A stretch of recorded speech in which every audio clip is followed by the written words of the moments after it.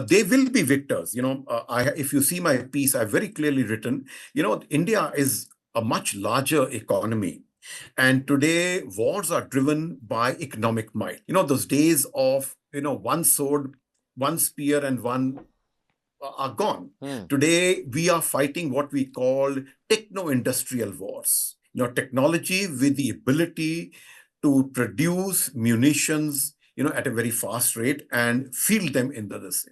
So the second part of this is that, Pakistan does not have the ability to sustain a war against India, because eventually, after a few days of war, we will prevail upon them.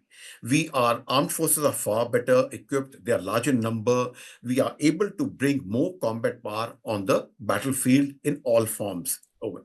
However, that process of reducing the Pakistani armed forces, you see, that's not the Pakistani armed forces, are not the Taliban.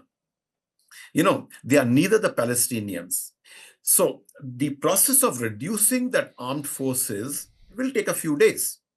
Now, the destruction that will happen and the attacks that they launch, the artillery, etc., like what you're witnessing on the LOC, will also be there on our side. There will be some destruction on our side. Right. So what we are trying to say is that in the case of, the United States fighting a battle from a war from Konus, and everybody going about their life without even seeing one round being fired, is different in our case. There will be certain amount of damage on our side, especially in the 100 kilometers belt adjoining the border.